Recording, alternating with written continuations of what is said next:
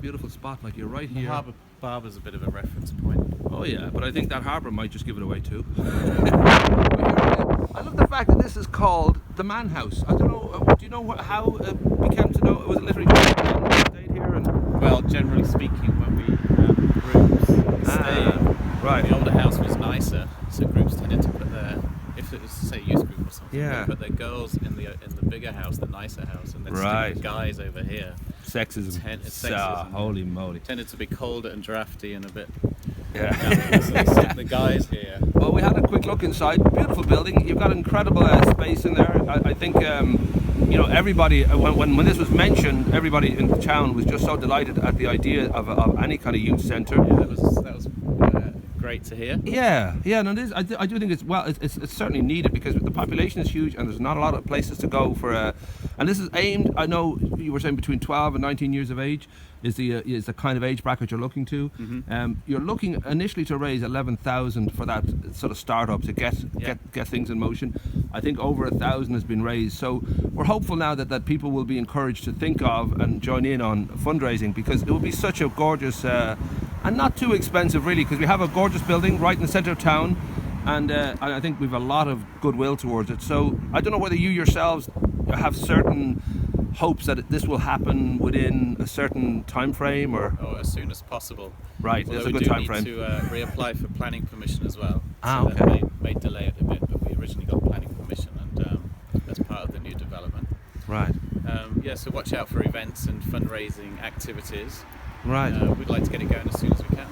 Well, I know that it's, you said in the piece now, it'd be a cool place for kids to hang out and have hot pizza and cold smoothies, and I'm guessing it's just that the real crucial part of it is that sense of just, you know, bonding and belonging together, you know, because there's one thing about sitting in the park and counting leaves or going down the beach to look at ships all day long, but having a place to hang out together where you can we should say hello there. Hello, ma'am. Hello, sir.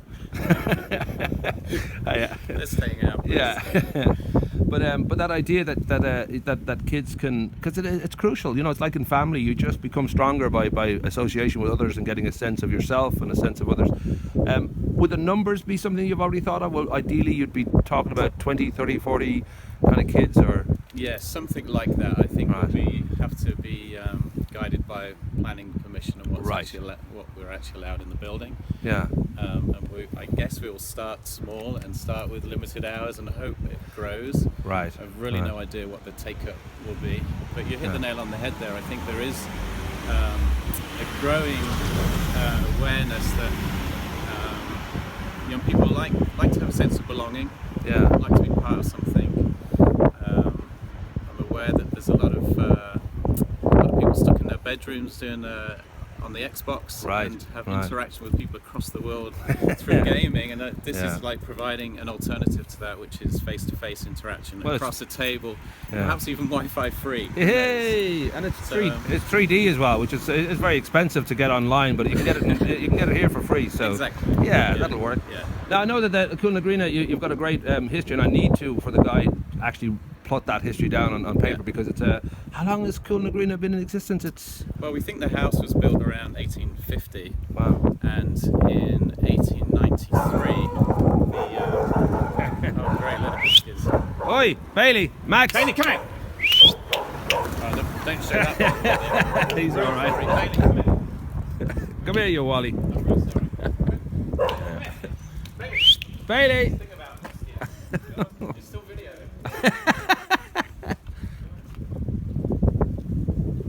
Bop. Silly dog, come in here.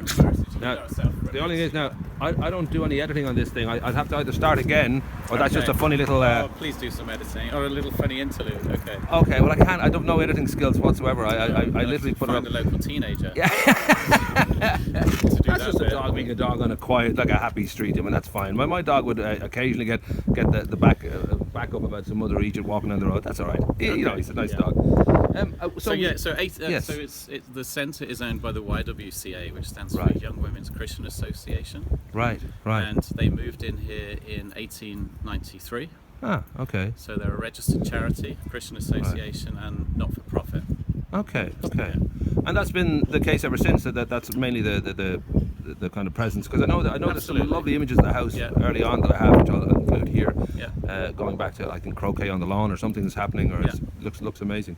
And so there's no connection to the Jedi Knights. I'd heard that Jedi Knights would set this up at some point. No connection at all to the Jedi Knights. No, I mean, at head office level, the YWCA is still very involved in young women's issues in Ireland. Right. Here at the centres that they own, we take male and female, young and old, as guests. But there would still be an emphasis on providing something for young people, and that's really what we want to do. I think it's always had some connection with the community in whatever form, and they want to continue that. It's doing incredible work, because it's certainly the amount of kind of happy teenagers that sort of pass through here, and it seems to be, obviously it's a lovely place to visit, but certainly when you've got that sort of motivation behind you, that you've gathered together to sort of celebrate. And it just seems like it must be big numbers come through every summer. I don't know how many you seem to. Yeah, this has been our busiest year since opening. Great. Most of our work is group bookings. Right. So we take a lot of student groups, and we would take young people's groups and church groups and walking, cycling groups. And you have a wonderful B&B facility as well. I know heathens can use that. I don't know whether that, but I've noticed that one or two friends have said it's an amazing spot to, just generally it's a lovely reputation. You've got a beautiful building out the back, and we do our best. We have a great team of staff. Do a lot of do a lot of good work and provide a good atmosphere here. So it tends to become a bit of a hub for young people anyway. So young people attract young people. So we often have young people around. So this would be an extension of what we already offer. Well, I'm going to look into the history. As we mentioned with the man house, it seems a peculiar design that the upstairs window really juts out to view the harbour. So there's a possibility that there's a connection to the lifeguards, and that it may have been a building for one of those to sort of keep an eye on the harbour. Either way, beautiful building. It's going to be much kind of appreciated by the town when it opens. So here's hoping I'll put all the links in, and we'll start trying to get ideas for fundraiser. I know there's lots of good people in the town, and places like the Hotspot and all that. There'll be lots of places to hold a good bit of fundraising. So we'll keep everybody up to date. But thanking you, Jonathan. Thanks a lot for Thanks, Bailey. Bailey's happy now. Bailey's protected us. Thank you, Bailey.